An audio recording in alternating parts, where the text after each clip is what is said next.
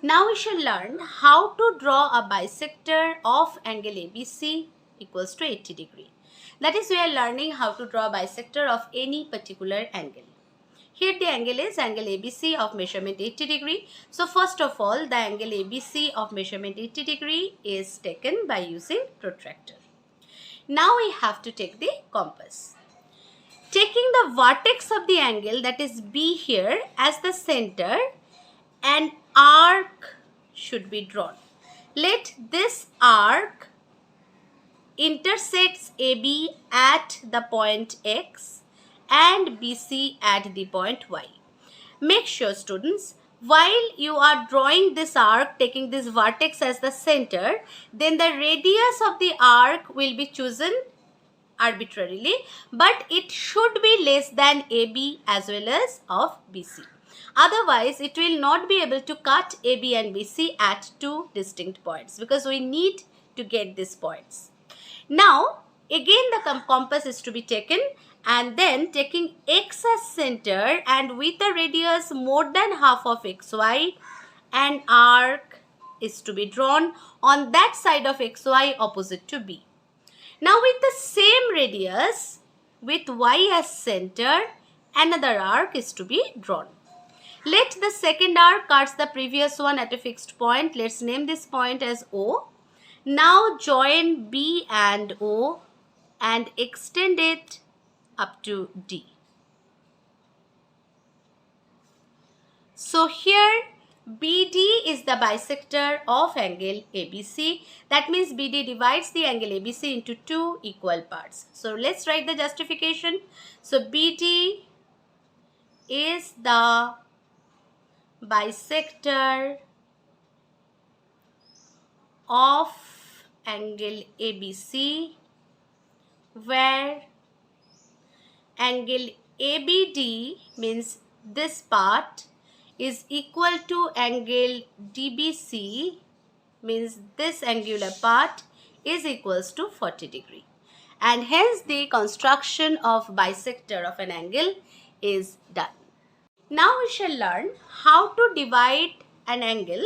Here angle is angle ABE of measurement 100 degree into four equal parts.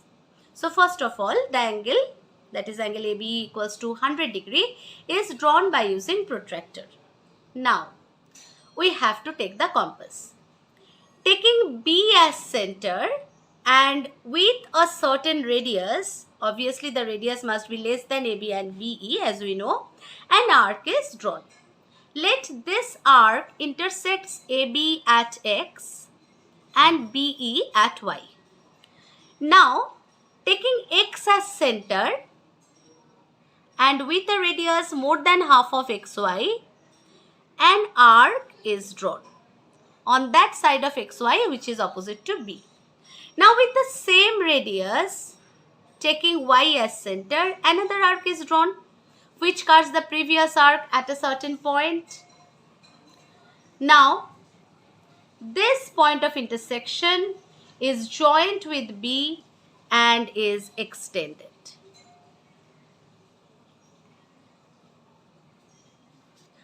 Let's name this straight line as BD. Okay. Now look students, this BD is dividing the angle ABE into two equal parts, right? Let's name this point of intersection as P. So now if these two equal parts are further divided into two equal parts, then as a whole we are going to get four equal parts. So now we have to divide this angular part, means angle ABD, and then we have to divide angle DBE, and this will make the entire angle, that is angle ABE, will divide angle ABE into four equal parts. So now let's divide this angular part, means angle ABD. So here by the same process we will divide this angle ABD, taking X as center and with a radius more than half of XP, because we are dividing angle ABD. More than half of XP, an arc is drawn on that side of XP which is opposite to B, and then taking P as center and with the same radius, another arc is drawn. Now this point of intersection is joined with B, and hence it is extended up to C. Okay, so this ABD, this angle is divided into two equal parts, ABC and CBD. Now, this part means angle DBE is to be divided into two equal parts. So here Y is taken as the center and with a radius more than half of PY. Okay, more than half of PY, and arc is drawn on that side of PY which is opposite to B. And now with the same radius, taking P as center, another arc is drawn, and this one intersects the previous one at a fixed point. Now this fixed point, this point of intersection is joined with B and it is extended, suppose, up to F.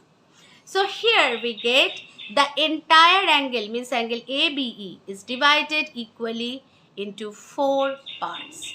So let's write down the justification. So angle ABE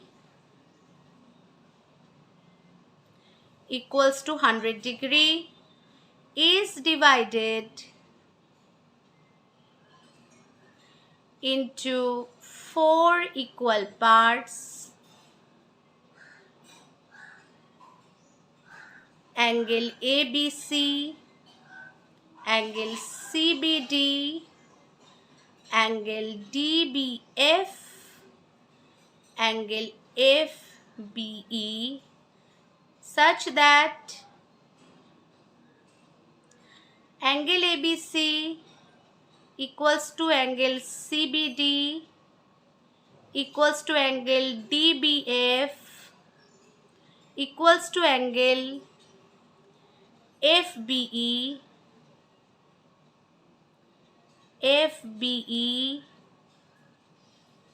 equals to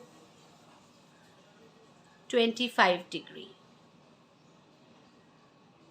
and hence the construction is done.